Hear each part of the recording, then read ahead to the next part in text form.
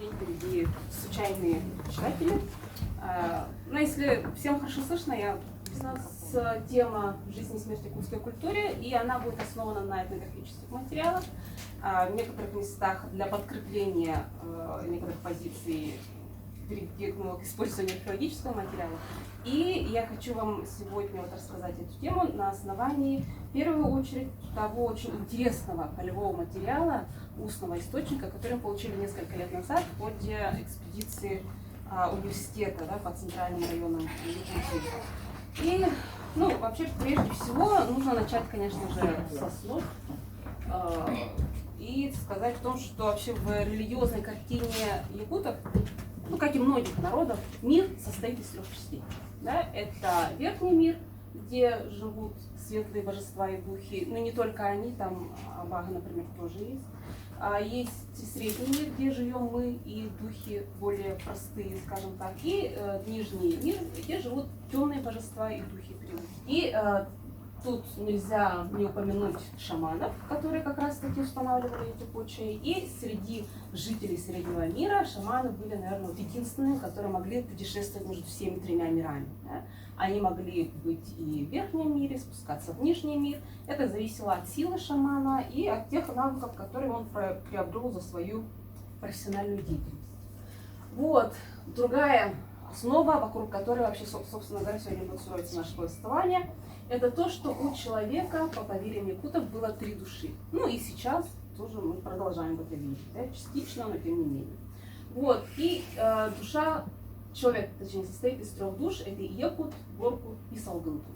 Все они приобретаются человеком не просто так они внезапно появляются, а к всему есть объяснение. Например, самое главное из них это Якут.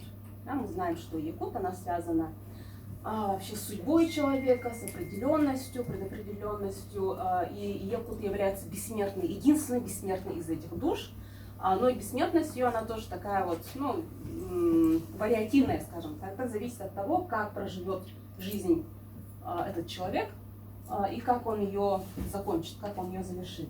И при случае хорошо, полно прожитой жизни, Якут возвращается обратно к божествам.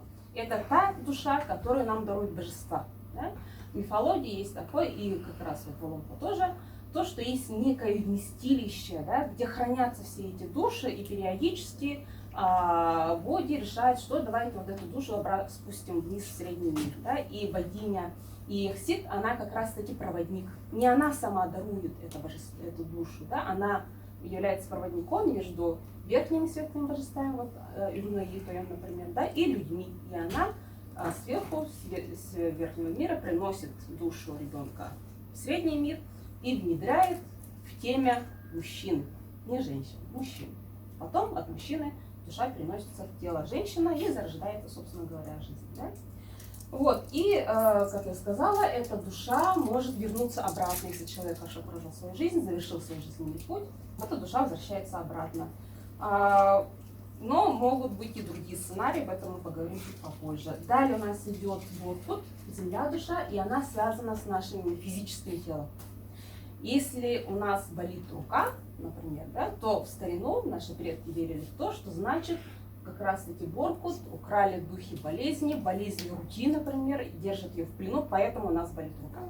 Болел зуб, значит духи болезни зубов украли эту душу, или взяли ее в плен, ее мучают, и поэтому у нас болит зуб и так далее. И поэтому для того, чтобы вылечить этого человека, призывали шамана, и шаман, он, в отличие от современных шаманов, которые несколько по-другому лечат человека, они лечили тем, что именно отправлялись в нижний мир, чтобы вызволить эту душу, вернуть обратно и внедрить обратно в тело человека. Таким образом происходило лечение шамана. А сегодня это несколько по-другому, собственно говоря, понимается. И эта душа появляется у человека, когда тело ребенка при рождении падает на землю и соприкасается с землей. В старину, как мы помним, женщины рожали стоя на коленках, держась за березовую палку. И когда ребенок рождался, земля была услана сеном, он падал туда. Условно говоря, падал. И поэтому соприкосновение земли и тела человека при этом появляется от земли, человек приобретает эту душу. Поэтому она, собственно говоря, называется земля душа. Вот, да? И эта душа, она разлагается вместе с телом, когда мы умираем. Вот, например, тоже известные вам рассказы, да, о том, что вот великие шаманы на протяжении 300 столетий лежат и все слышат, поэтому нельзя называть их имя, да? Нельзя о них плохо говорить и так далее. Поэтому боялись погребальных сооружений, кладбищ и так далее. Как раз таки это объяснялось тем, что пока тело человека все еще лежит в земле, разлагается, эта душа вместе с ним. И поэтому боялись. Да? Вот, и когда, собственно говоря, проходит долгое время, человек полностью разлагается, то и эта душа растворяется обратно в земле. Да? Далее, Салганкут, воздух, душа, она, как и из названия следует, она появляется в теле человека, когда человек делает первый вдох. Да? Эргьер, да, вместе с воздухом вдыхает как раз таки эту душу. Эта душа отвечает за наше психическое, за ментальное, за наше духовное, да? И поэтому вот эти нервные болезни, психические болезни и так далее тоже считались причиной, то, что духи этих болезней забрали Салганкут. Да? Салганкут из этих душ самая такая нестабильная. Она может испугаться и улететь. Да? Если читала, что если внезапно напугать ребенка, потому что тело ребенка и его душа еще не слились воедино, и у ребенок более подвержен тому, что душа может улететь. Да? Верили в то, что во время сна душа, вот этот воздух душа покидает тело, путешествует, и поэтому мы видим сны, мы видим то, что видит эта душа. Да? И опять-таки же с этим связано как раз шаманское лечение подобных болезней. Да? И кроме этого есть...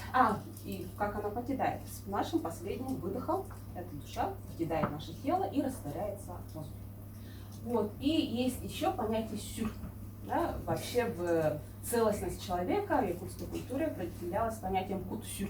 Да? То есть это единый, целый, цельный человек. Сюр по исследованиям многих авторов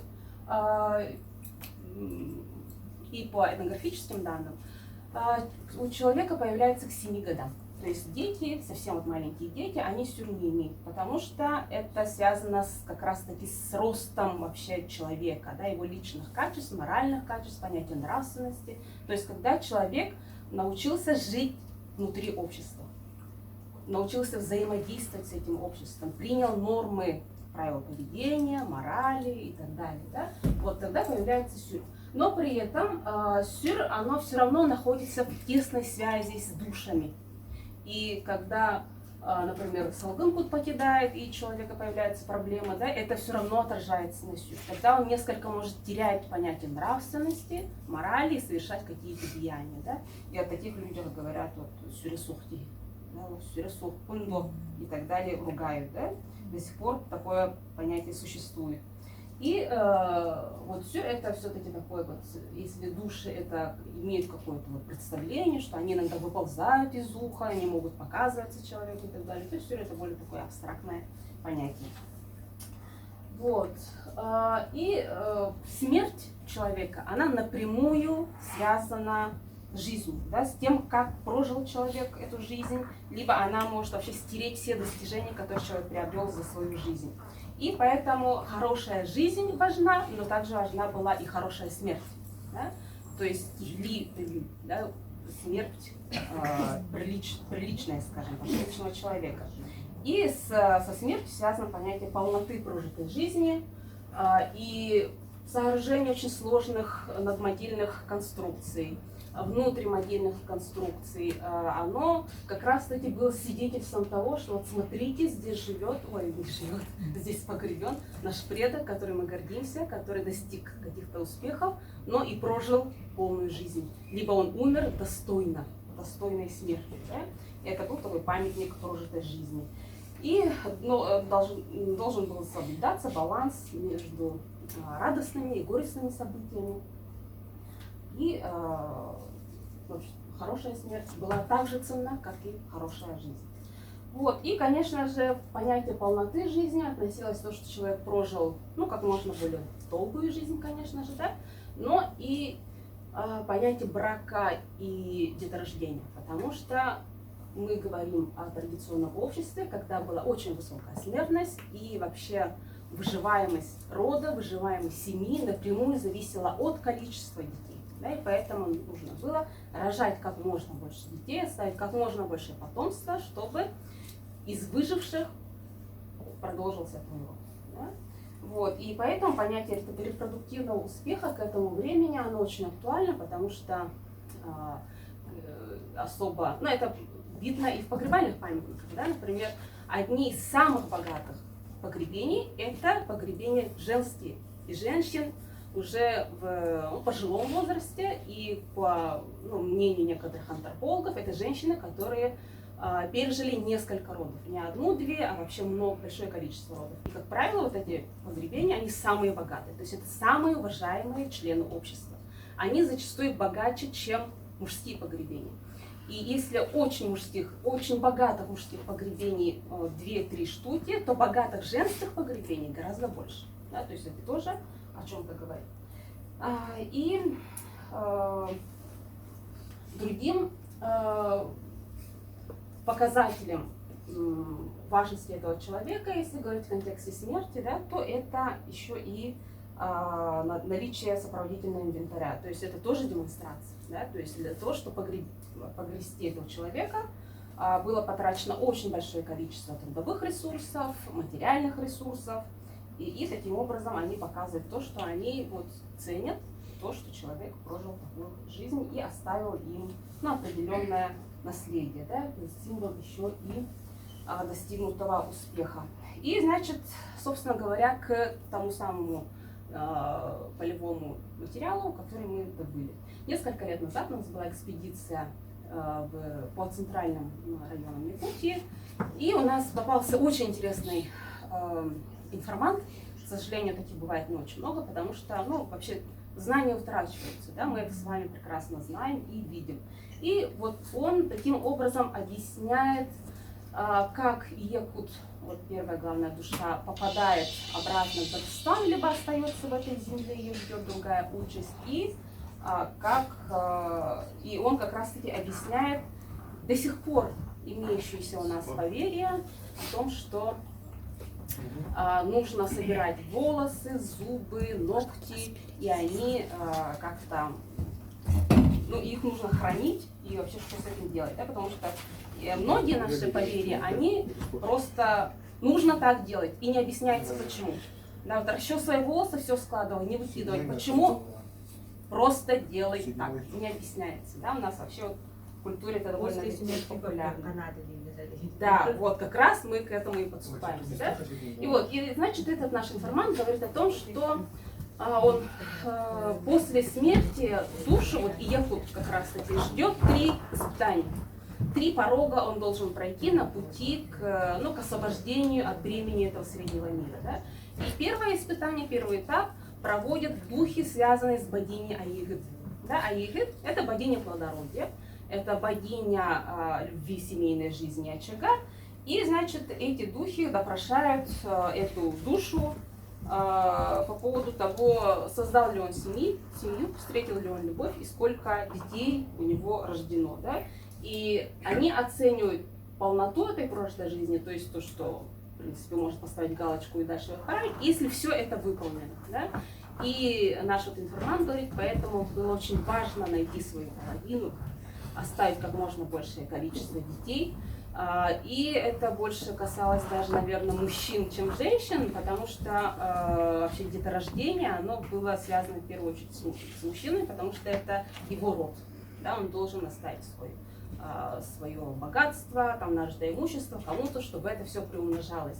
Но при этом нельзя сказать, что это не было женской задачей тоже. Например, в фольклорных памятниках вы очень часто можете встретить то, что женщины выходили замуж иногда даже за нелюбимого, может быть, человека, но с целью именно создать семью. Но это не в нашем плане создать семью, там что-то вот красивая картинка, да, но у них была довольно-таки конкретная цель, это стать родоначальницей, да, чтобы я хочу войти в историю своего рода, то есть это несколько такая честолюбивая была даже цель. Например, в той ну, я бы сказала, душераздирающей легенде о любви Аваоджарова и его снохи, там тоже есть этот сюжет. Да? Когда он, вот этот известный очень человек, историческая личность, женил своего сына на дочери одного из богатых мединских родов. Они поженились, но долгое время у них не было детей, начались какие-то сплетни, слухи и так далее, и девушка решила убежать. Когда рядом не было ни свекра, ни мужа, она села на своего коня и ускакала.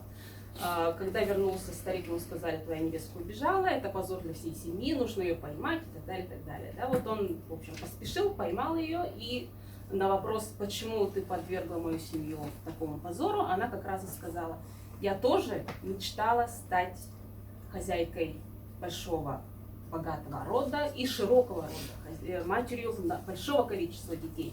Твой сын не смог, ну, мои вот эти запросы удовлетворить, собственно, поэтому я от него убегаю. То есть это проблема не в том, что там люблю, не люблю или еще что-то такое, вполне такая реальная причина, да. Но надо сказать, что немножко по-другому, но ее чаяния все равно, ее мечты сбылись. Она родила одного ребенка, к сожалению, умерла при родах, но именно от ее сына произошел весь современный род один из мединских родов. То есть ее сценарий все-таки состоялся. И, значит, а вдруг что-то случилось, ну, не получилось, и человек либо умер рано, либо не создал семью, либо у него там нет большого количества детей, либо дети не выжили и так далее. Всякое может быть, да? Что же тогда делает душа?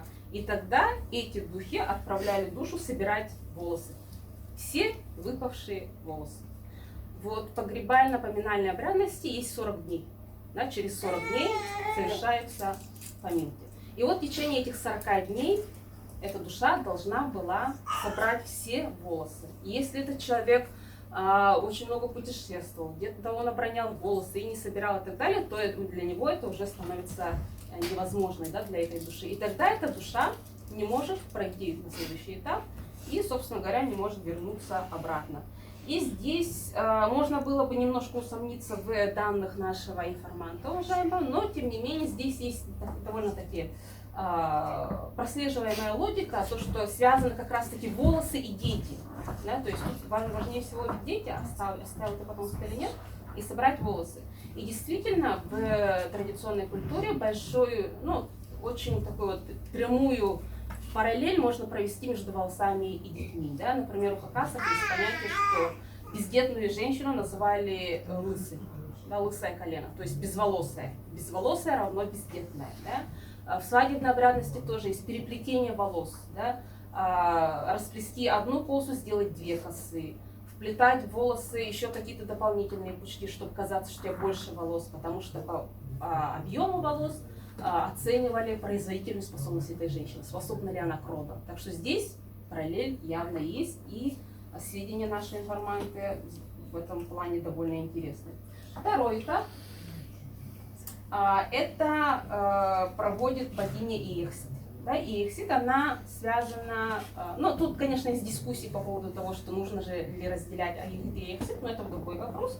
И Иехсид, она большей частью связана именно с жизнью, с наслаждением жизнью, данной нам богами. И это наслаждение может быть как и материальными богатствами, так и едой, праздником, общением с людьми и так далее. И вот наш информант здесь говорил о том, что раз мы живем в этом мире, мы должны получать удовольствие от всего. Вот сегодня есть понятие синдром отложенной жизни, да? О котором много говорят психологи и так далее, особенно в последнее время это стало очень популярным. И, значит, вот как раз он говорит о том, что такого синдрома не должно быть. Нужно наслаждаться здесь и сейчас. И вот он приводил такой пример, что считалось не очень хорошим, когда человек, ну вот, и он говорит о старых временах, да, что он, например, покупает отрезы ткани и их хранит, да, на будущее, когда-нибудь я из-за этого что-нибудь сошью, этот момент не наступает.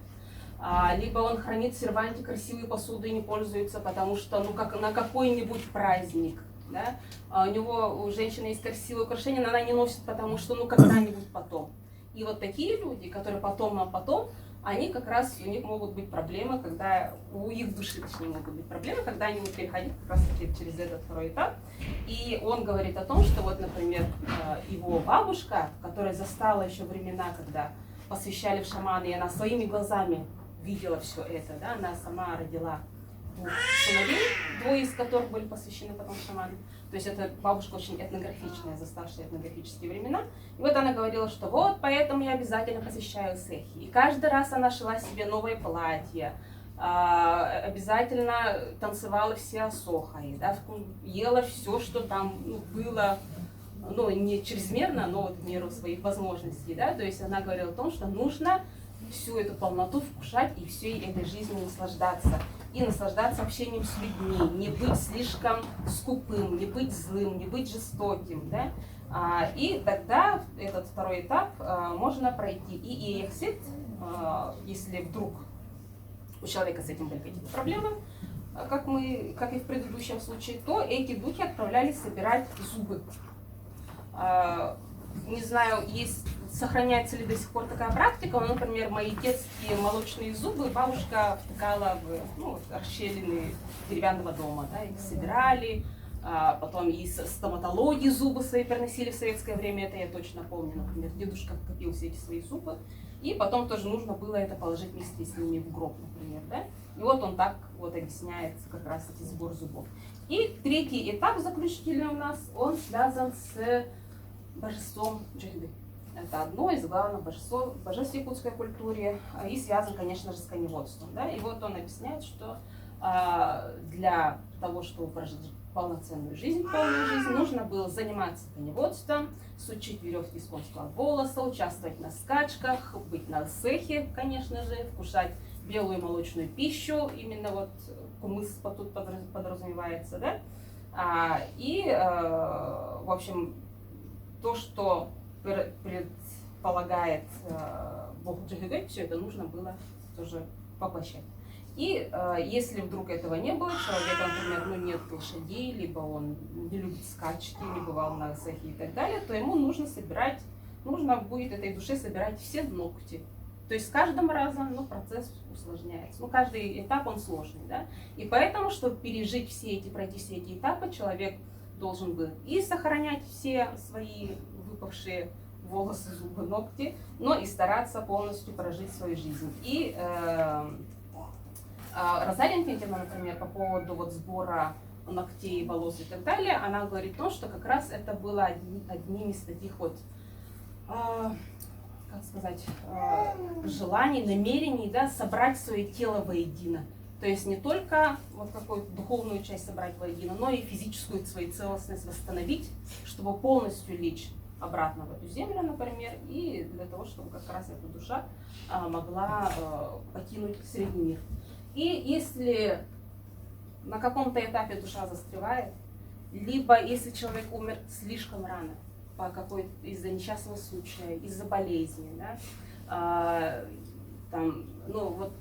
битва, например, к этому не относится, потому что это их судьба, да, воинов. Имеется в виду простой человек, когда умирает слишком рано, либо он умирает от тяжелой болезни, когда он не хочет умирать, когда тяжелая смерть у человека, да, то такая душа застревает в среднем мире и превращается в вирь. Вир, это бестелесное существо, которое прежде всего приносит несчастье своим близким. Поэтому смерти, даже не смерти, собственно говоря, а мертвых в старину очень боялись, очень сильно боялись. Да? И все это отражается на погребальном обряде и на тех погребениях, которые мы находим. Редко бывает такое, что не предприняли вообще никаких мер для того, чтобы воспрепятствовать тому архетипу восставшего мертвеца. Да? Вот все эти зомби, вампиры и так далее, это все архетипы восставшего мертвеца. То есть человек, который умер, но он почему-то возвращается и причиняет как физические, так и моральные страдания.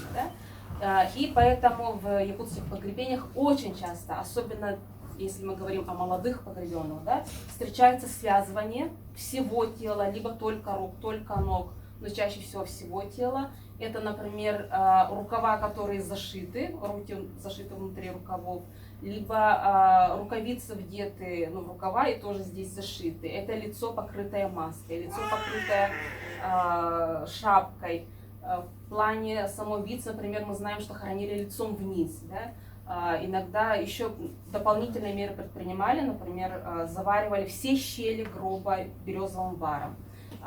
Большое количество скоб встречается, гвоздей и так далее, и так далее. То есть то, что понятно, что внутри ямы этот гроб не развалится, если ты его не придешь, варом не заваришь. И они только для, скажем так, успокоения вот этих живых, да, что они сделали все, чтобы этот человек не вернулся. И опять-таки же логика прослеживается, потому что когда мы говорим о погребениях старых людей, таких предохранительных действий встречается гораздо реже, практически не бывает. Это просто мирно лежащий в гробу дедушка, и у него есть гроб. Да? А вот молодые, они практически всегда связаны. То есть это как раз-таки связано с этими архетипами смерти. И вот эти юр, они разделялись на свои категории, об этом тоже достаточно много написано в литературе. Малые демоны, они вот, обычные люди, да? Средние демоны, они вот были известны в одном своем наследии, в своем роду, например, в своем улусе. И есть очень крупные, большие, о которых знаем мы до сих пор. Хотя эти люди умерли в 18 веке, прошло уже 300 лет, но мы до сих пор о них знаем. Такие как Сохалчетулбанда, Халтанаита, Болгураита и так далее, и так далее. Да? То есть это такие крупные вер. И все эти вер, всех этих демонов, особенно вот этих могущественных, да, которых мы до сих пор знаем, объединяет то, что они все умерли молодыми и не исполнив, не испив как раз таки всю эту чашу жизни. Если мы говорим о женщинах, то, как правило, это те, которые умерли, еще не родив детей, например, да, только выйдя замуж. Большинство из них как раз таки к этому относятся. И здесь нельзя не отметить и статистические некоторые данные, которые говорят о том, что как раз таки в среднем возрасте, да, в среднем зрелом возрасте очень большой, в общем, вот, процент умерших именно женщин. Это связано, конечно же, с родами. Да? И разные данные говорят о том, что на протяжении того же 18-19 века, средняя продолжительность жизни мужской была 40 лет, женской была 30 лет. То есть 10 лет разницы. По этим объясняется и многоженство, и то, что вот даже среди документов 1926 года, да, есть такое, что большинство мужчин, они жили уже 3-м, 4-м и даже 6-м браком. И это все из-за того, что все предыдущие жены умирали. Умирали от родов, либо от последствий этих родов. Да. И поэтому вот вся эта магия украшений, да, вся эта магия орнаментальных традиций, все, что мы приписываем к охранительной магии, она прежде всего связана с этой невероятно высокой смертностью. Младенческой, детской и женской смертностью. Если мужчина, он переживал детство до 5 лет, у него были высокие шансы дожить до старости. Если он не жил в эпоху кругосветия, конечно же, да? Вот. А для женщины это было уже гораздо сложнее. Если она переживала детский возраст, то у нее был очень высокий шанс умереть уже в зрелом возрасте, как раз таки воплощая свой репродуктивный успех. А если она это пережила, то, в принципе, у нее тоже довольно высокие шансы дожить до преклонных лет, как вы видите, здесь женщин, например, здесь чуть больше, да, доживших там до 100 лет и так далее. Вот, так что вся вот эта этнография, связанная с религиозным мировоззрением, с магией как раз таки, да, она имеет под собой основу. Она всегда имеет под собой какую-то основу. Если мы говорим про этнографию, про 19 век и 18 век, то она как раз таки связана вот с этим, да, что медицины практически не было, и антибиотики и так далее, мы об этом вообще даже не говорим. И, конечно, предпринимали все попытки, все доступные им возможности, чтобы продлить свою жизнь и продлить жизнь своих детей. Да? Поэтому есть обряды родильные, очень сложный комплекс, еще более сложный комплекс свадебных обрядов, когда практически вся магия, да, которая здесь рождалась во время свадебного обряда, направлена на сохранение жизни этой невесты. Потому что кроме того, что это радостное событие, она выходит замуж, это еще и речь о тех высоких рисках, которые идут за этой свадьбой. То есть ей нужно будет рожать и при этом выжить во всех этих родах. Да, известно, что женщины рожали вплоть до 20 раз, например. Вот. И таким образом, в итоге я хочу сказать о том, что жизнь и смерть, понятие полноты и целостности жизни, они были связаны со смертью тоже. Это все было взаимосвязано, и исторические источники, и этнографические источники нам, можно сказать, скажут, подведут к одному итогу. Извините, пожалуйста, вот это были студенты из медицинского колледжа, да? У них эта пара сейчас начинается, поэтому они ушли. Да. Но они, наверное, немножко себе багаж тоже взяли, тоже очень большая связь же. Жизнь, да, у медиков своя миссия. Поэтому они чуть-чуть послушали, и вот пришлось им выйти пораньше. Вот. Ну, в принципе, на этом основная часть лекции завершена. Вопросы? А вот если, у мужа было много жен, дети оставались всегда в семье мужа, и каждая новая женщина, она брала ответственность за вот этот род. То есть она воспитывала этих детей, получается, от предыдущих. Вы говорите о многоженстве или... Нет, я говорю в том случае, когда вот женщина умирала, и он брал следующую женщину. У него же дети же в его семье оставались за мужем. Да. Вот, а новая жена, она воспитывала. Новая жена, она воспитывала этих детей тоже, потому что она, ей нужно было выполнять материнские роли для этих детей, для своих тоже. А если она не рожала, то вот ее функцию как глава рода, она остается, если у нее как бы не свои дети, а вот предыдущих браков? Это довольно сложный вопрос, потому что об этом конкретных этнографических упоминаний такого нету, да? Но известно, что, например, бесплодие могло быть причиной развода. Бесплодие винили больше мужчину или женщину? Если вот у мужчины... Не обязательно. Вот во многих культурах, как правило, эта проблема считается только женской, считалась только женской, да? Но в якутской культуре эта проблема обеих считалась, потому что, это видно на шаманских обрядах, где для привлечения души ребенка обязательно должны были присутствовать оба. Спасибо. У меня тоже вопрос. Вы сказали, что типа женщины должны были, у них была цель, чтобы надо было больше рожать, чтобы, и в следующей жизни у них как бы душа могла перевоплотиться, в будущем. А в прошлом было такое, что они усыновляли, не знаю, детей. Это как-то считалось или это вообще не считалось? Да, такое было. Вообще семья стремилась завести детей вообще любыми путями. Если не свои дети, своих нету, то можно было взять на воспитание своих родственников, либо еще где-то семьи. Особенно это было когда...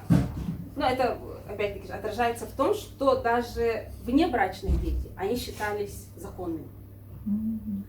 И они их все равно одинаково любили. Об этом тоже много раз написано было, о том, что неважно, законный ребенок, незаконный, они всех одинаково любили, всех одинаково ценили, потому что считалось, что ребенок – это дар, от которого нельзя отказываться, и нужно его воспитывать и в заботе. И если девушка, например, до замужества имела детей, одного или нескольких, это не важно, и их также воспитывали, но эти дети оставались у ее родителей и считались их родными детьми. И она могла выйти замуж, то есть не было такого, что у нее уже есть дети, значит я ее не возьму замуж. Наоборот, это было показателем того, что она может рожать. Это наоборот было хорошо. А в духовном плане, то есть то, что ее душа переродится, то есть она, например, у нее там пара своих детей, и она еще воспитывала не своих детей, то есть они брали чьи-то там родственников, кто-то умер, они себе брали, воспитали как своих детей, тогда у нее это в духовном, ее в духовном, ее все три души, в духовном ее перевоплощении, оно как-то будет в карму? Я думаю, что когда она проходит как раз таки этап иехсит, это связано с деторождением, ей там дополнительные плюсы ей поставить. А можно еще вопрос? В каких случаях Вене обертывали в бересте? Оборачивание берестой, оно бывает так или иначе практически вообще всегда.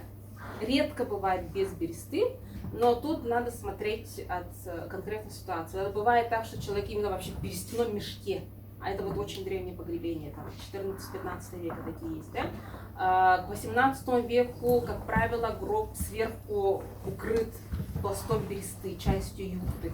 И бывает видно, что прям вот окружность даже юрты видна, да? Иногда это дверью от хапахчи, но она обязательно присутствует. Это, видимо, связано как раз-таки с традицией кочевания, когда берестяную юрту таскали с собой везде, а по представлениям смерть это же путешествие в другой мир, и в этой путешествии нужно будет где-то останавливаться, ночевать и так далее, поэтому часть своего дома они с собой брали. Это когда погребение женских? И женщин, и мужчин. Да. Также у меня вопрос есть. Вот по вашему опыту, вот, допустим, средний рост человека какой был в среднем там в тот момент? И еще второй вопрос. Погребения воинов, какие они были?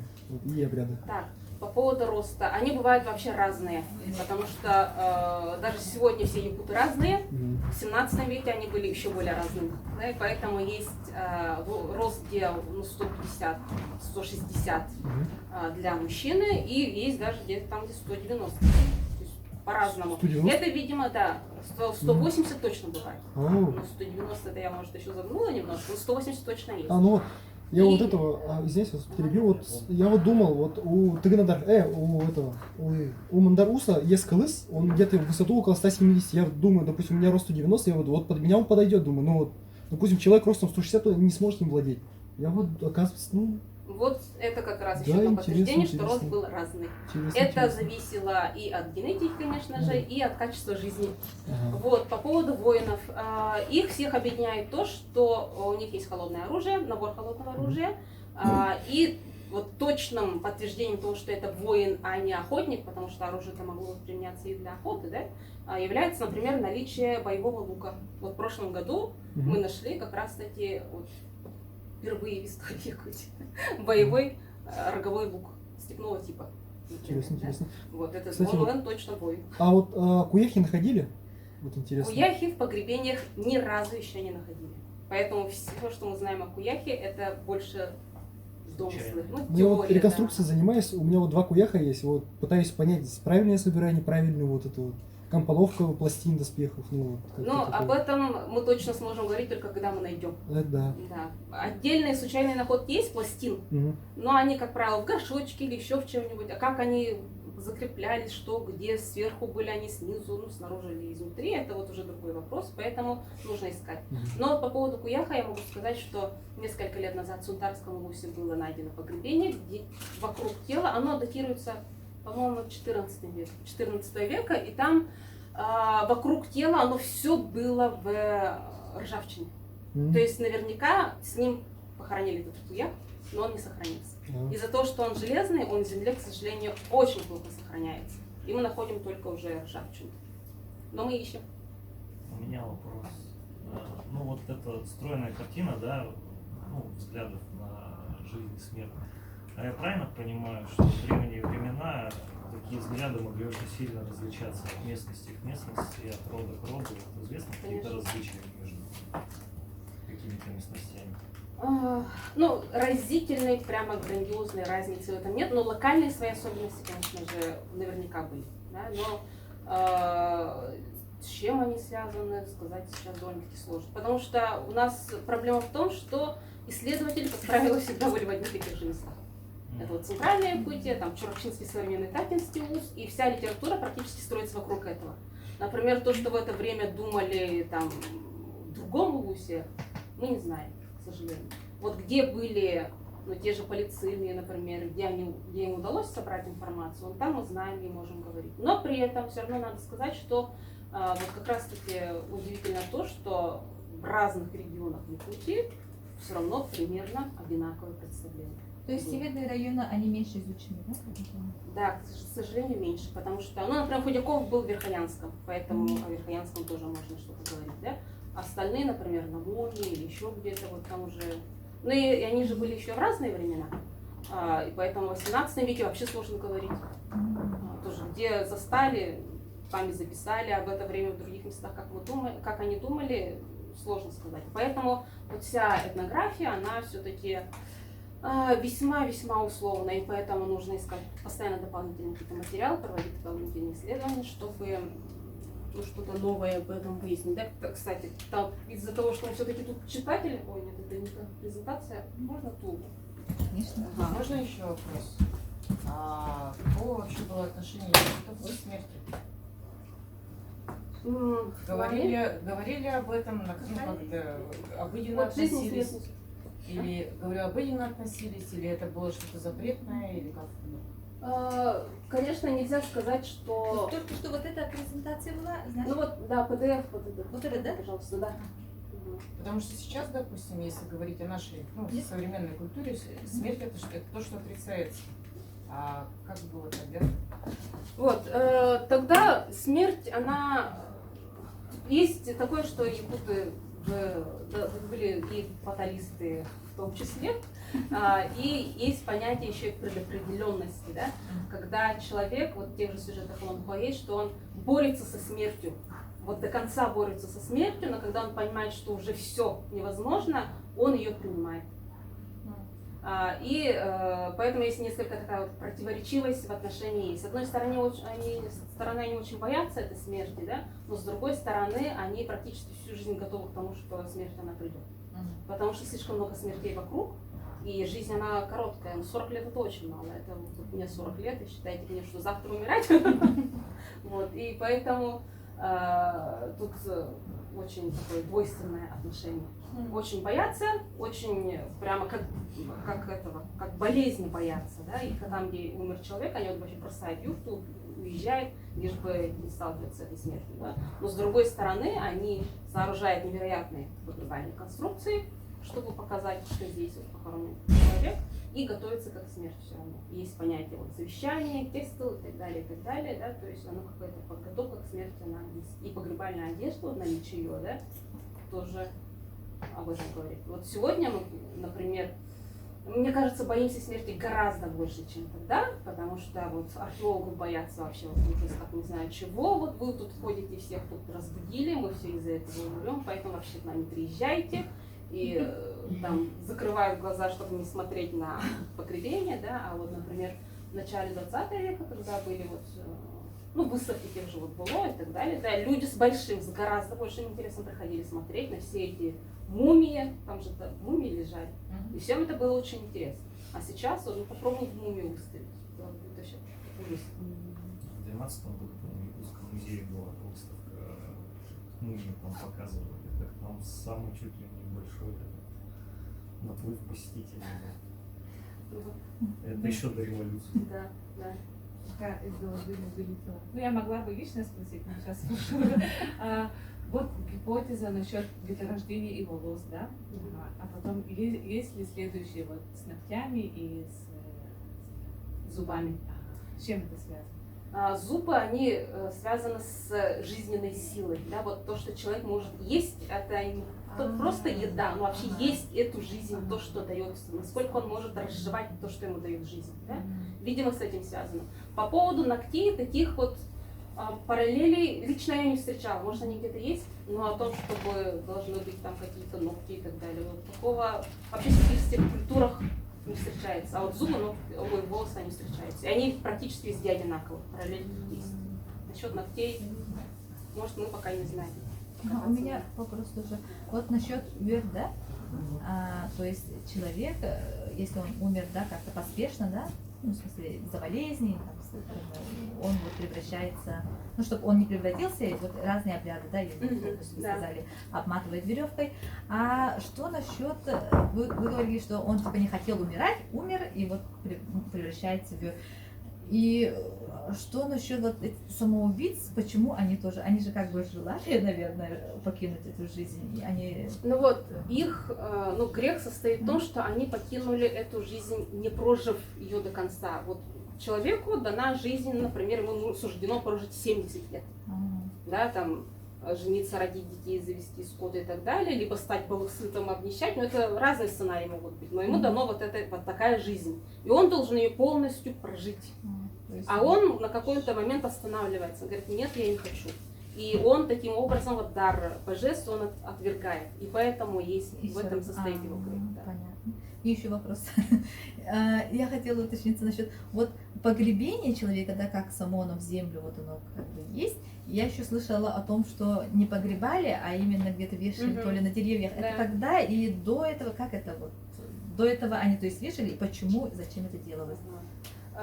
Воздушные погребения вот на Арангасах, Ага. да, на столбах, они, конечно, больше характерны для местных культур, для тунгусно-манчжурских народов, да, и, возможно, они вот связаны как раз с этим компонентом якутской культуры. Но нельзя сказать, что они есть только там и нигде больше нет. Они, генезис может быть разный. Но точно могу сказать, что в 18 веке практиковали все виды этих погребений. Были ингумации, то есть погребение в земле, было воздушное погребение, было наземное погребение и была кремация. То есть 4 вида погребений. И они использовались, ну как, применялись, точнее, всеми практически на всей территории Якутии. Почему именно так, сказать сложно, потому что недостаточно изучено погребение, которое в хронологическую глубину бы уходили, еще древнее, например, да? Например, погребения, связанные, которые датируются X-XVI веком, вот этим ранним кулантахским периодом, да? Их на данный момент, ну, около 10 датируют. А 17-18 века 300. То есть мы их сравнивать вообще не можем. Где 10, где 300. И То есть мы не можем сказать сейчас, что вот воздушное погребение, оно было более древним, чем вот. ну, наверняка оно было древним, более древним. Опять-таки же из-за того, что 300 грунтовых погребений против 10 грунтовых, это все-таки говорит о том, что либо у них была другая логика грунтовых погребений, либо то, что у них грунтовых погребений не было. То есть это было очень крайне, вообще редкие какие-то случаи. Может, они как раз-таки всех воздушно хоронили или всех сжигали, поэтому мы их не находим. Но в этом направлении нужно работать. Потому что вот древние погребения начали находить только в течение последних 10 лет. А грунтовые находят уже больше 100 лет, 150 лет. Так что здесь нужно поменять методику, поменять логику поиска этих погребений, и тогда, ну, может, лет через 50 кто-нибудь другой будет говорить о том, что вот раньше считалось так, а теперь это вот так. Все очень быстро меняется. Еще один вопрос. Я вопрос. Насчет погребения детей, если ребенок умер во младенчестве, да, то есть у него еще не было вот этого, ну, в смысле, 3 души, и как оно называлось? Сюр. Ага, сюр. И то есть у него еще нет сюр, он умер, тогда как проходило погребение? Его просто закапывали? Он же этот не превращается уже? Если мы говорим о младенцах, то у них был свой погребальный обряд. Ну, как обряд? Их шли в лес и вешали на дерево, в люльке, либо в сосуде, там, берестяном туесочке. Но их уже не боялись, что они Да, потому что они не обрели вот эту всю тройственность этой души, не приобрели сюр и так далее, поэтому их и не надо бояться. Они вот были же к природе, их обратно на природу и вынесли, скажем так. А если мы говорим о детях уже чуть постарше, ну, есть, например, грунтовое погребение там, детей 4 лет, там, 7 лет, такие есть. И там они близки к погребальному обряду взрослых. Но это, видимо, зависело от социального положения родителей. Чем оно выше, тем, конечно, будет сложнее погребальный обряд их детей. А чем люди беднее, тем им, ну, как бы и не до обряда. Да. Ну вот, в этом году как раз недавно буквально мы обнаружили погребение младенцев, близнецов. Они, главное, такие ярусно расположенные, в одинаковых конструкциях. Ну, мы предполагаем близнецов, нужно еще междисциплинарное исследование провести, но, скорее всего, это близнецы были. И видно, что они недоношены, например. Но их погребли в земле, а не на дереве. Тоже. Почему? Тоже новый вопрос.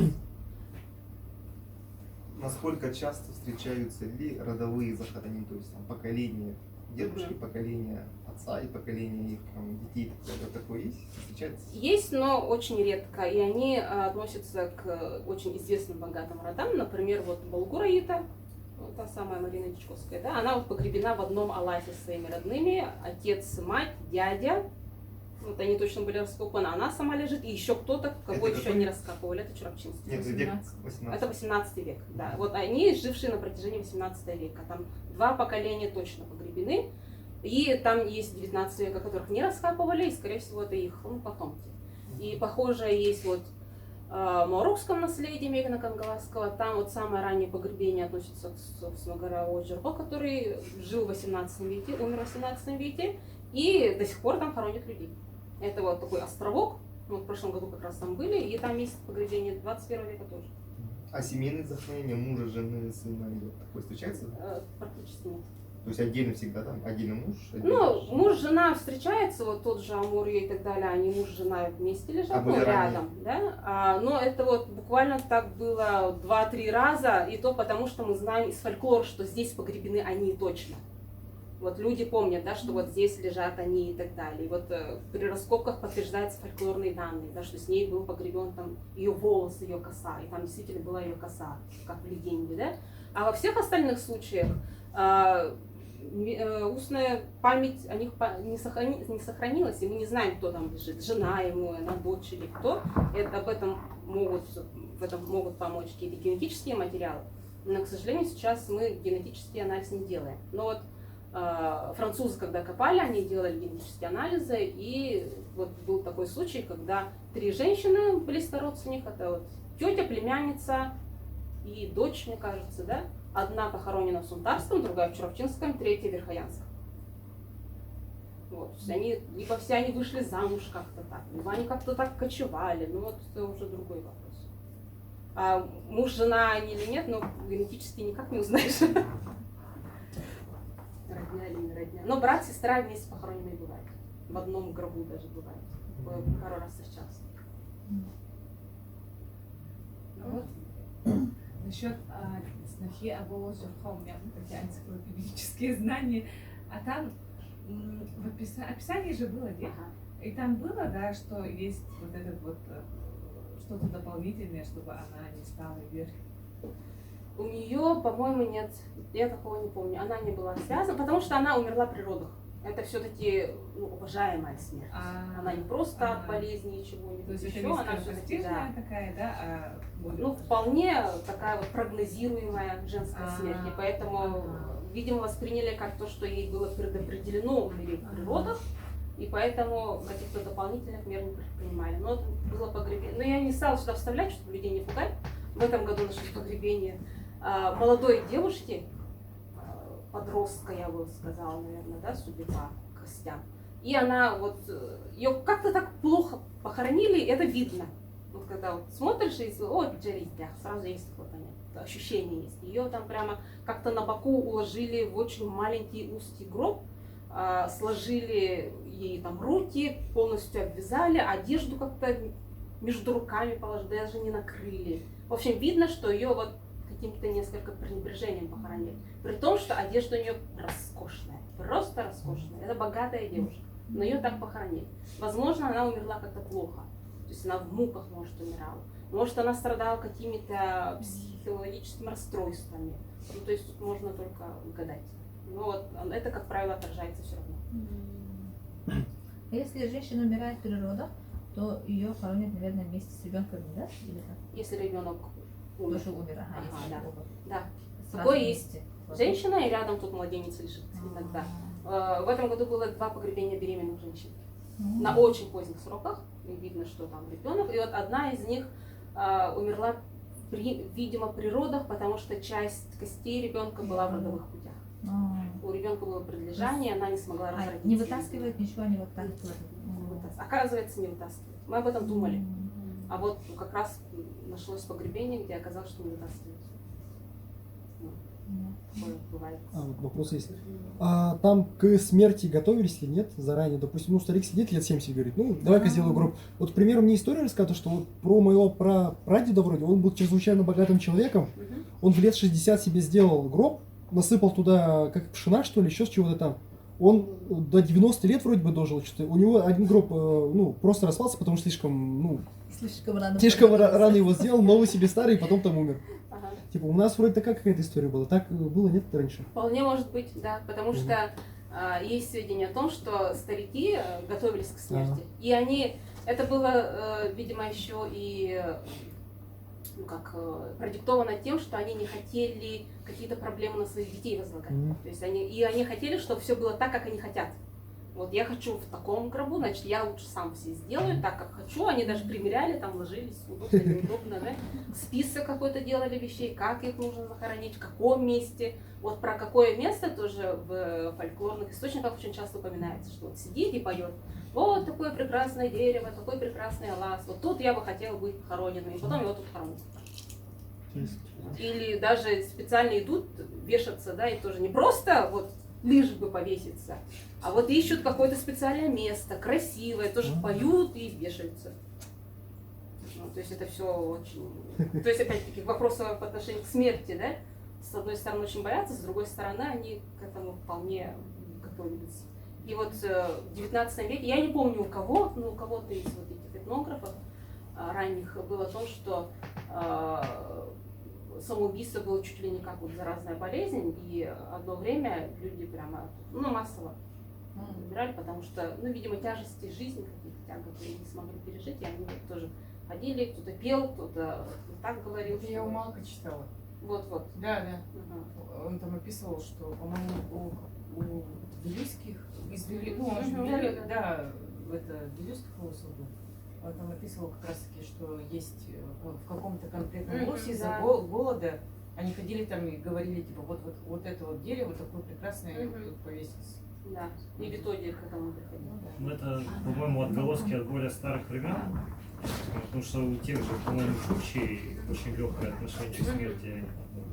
Они могли себя там убить, и опять же старики себя убивали, чтобы детям не мешать. Но они же представляют себе жизнь по-другому, да, и вот тоже легенда же есть в том, что один, там, у него какой-то злейший враг всю свою жизнь, всю его жизнь, и в какой-то битве он его убивает, возвращается домой, говорит: убейте меня, я, пожалуй, за ним побегу и еще раз его убью.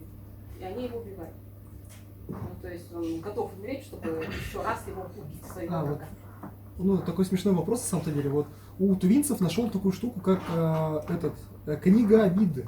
То есть там, ну, грубо говоря, твой прапрадед написал то, что я вот ненавижу вот этого человека, и ты его предка, то есть, ну, пишет, что вот этот, я ненавижу вот этот род, вы должны его или убить, там что-то поднакосячить, или же, допустим, я обиделся на этого человека, буду 40 дней на него, ну, типа, плохие слова говорить, потом, ну, типа, обиду спешу. Вот такие у нас что-то этого были, нет, находки? Относительно 19 века что-то похожее было, да. Помню. В письменных источниках, но я сейчас сюжет я вам не перескажу, но похожее было, да. Интересно. А так Это вот, вражда. вы говорили, что, ну, якуты, они как бы боялись, да, вот эти захоронения, они прямо, человека захоронили, они прям могли переехать полностью, да, собраться, уехать.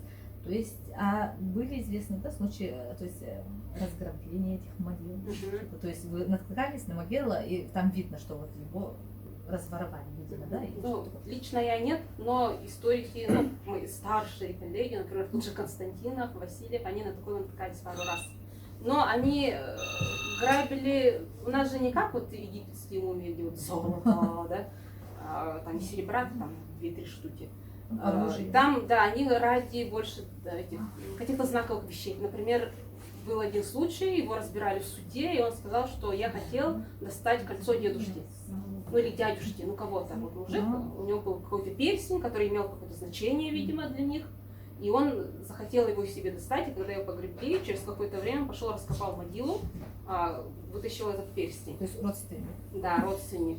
Одного поймали, когда он раскопал могилу, тоже кого-то из своих родственников. Там было масло, ну, сливочное масло, вместе с ним уложено как сопроводительный инвентарь, да, часть. Он его, возможно, видимо, был голодный, он его ел, уснул, его на месте преступления поймали. Советское время. Мне кажется, да, что такое было, такой документ был.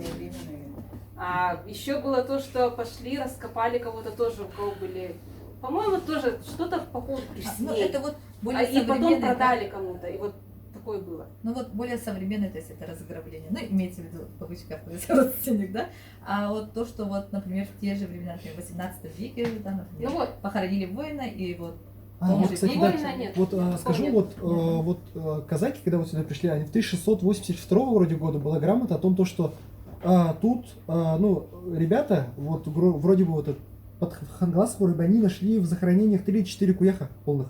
они их перебрали, почистили и себе взяли. Потому что у них на тот момент были, ну, очень плохие вот, ну, грубо говоря, кольчуга по сравнению с куяхом, ну, вообще, там небо и земля, из-за этого они вот прекрасно себе это дело брали. И, в принципе, ну вот, как я понял, что вот куяха почему нет, он же очень дорогой. Взял, другому брату отдал, да, вот это дал. Или же, допустим, ну, русские пришли, сказали, не надо, взял, перековал, допустим, ну, вот это топоры сделал. Они куяхи забирали, да, об этом много документальных источников есть, в том, что вот забрали столько-то там доспехов и так далее, и так далее. Поэтому некоторые считают, что чтобы найти якутский куяк, то надо поискать в фондах других музеев, что, наверное, где-то там они есть. Но это сайт. Этот Клим Жуков говорил то, что он находил какой-то ламеллярный доспех в этом Эрмитаже. Говорит, давайте я пишу. Говорит, давайте пишу. Говорит, зачем? Лежит и лежит. Пусть лежит. А животными захоронения были, да? С лошадьми, да? С лошадьми Прямо с очень лошадьми. часто встречается, особенно у мужчин, мужские погребения. Но там тоже погребение с лошадью, это там то ли есть свои вариации. Бывает, когда вот лошадь вместе прямо с человеком в одной яме похоронена, две даже лошади есть, да? Есть такое, что в соседней яме, но они вот там на 20 метрах. И относится ли это конкретно к этому погребению, это вот весьма сложно сказать, потому что по идее это надо вот площадно все раскапывать, но у нас такое не практикуется. У нас это связано с нашими региональными особенностями, нашими возможностями и так далее. Да? Поэтому, но есть такие вариации. В общем, с лошадью хоронят точно. С другими животными нет. Знаю, что хоронят отдельно там быка погребение есть, собаки есть погребение, да? Но остальное нет. Хочу найти погребение кошки. Со слугами. Еще нет. Со слугами тоже захоронение Да, бывает, да? ага, да. Вот в Ардабане, Хангаласском области, вот погребение с... Слуг как кладут? Ну, в смысле, Мертвые они ногам или как там, они лежат, что-то мне Ну вот странно. одно, Не рядом же.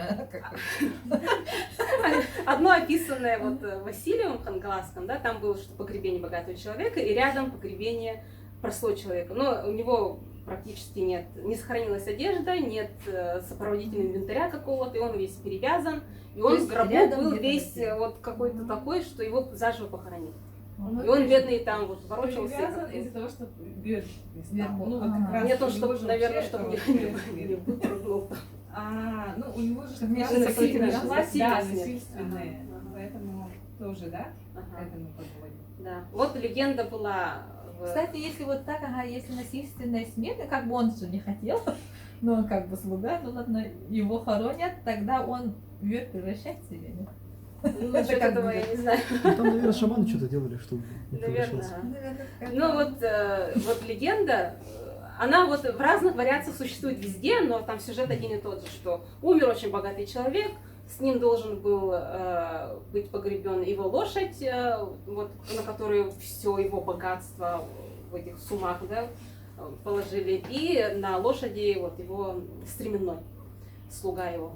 И вот он должен был с разбегу упасть в эту яму и умереть, и должен похоронить. И легенда, она везде одна и та же, что этот слуга оказался настолько хитр, умен и крут, что он перепрыгнул эту яму, скакал со всем добром. Такой сюжет А вот есть, вопрос особенно в есть. центральных районах есть. А вот я вот сколько вот читаю вот насчет погребений, там насчет, ну вот погребения прям нищих людей, их же почти нет, что ли, их или не находят, или это дело описывать как-то неинтересно. Нет, описывать их как раз было бы, наверное, интересно и просто, потому что особо предметов нету, да? Это дело в методике поиска погребений. Мы их как находим? Мы находим, как правило, во всяком случае сейчас, я не знаю, как времена Константинова, да, но сейчас мы находим их по западине. Западина образуется, если погребение глубокое, большое. Бедняка в глубоком, большом не погребают. Ему там чуть-чуть ямку выруют, там бросят и все. Они, наверное, лежат тут тысячи, но просто мы их не находим. Кстати, еще вот второй вопрос есть.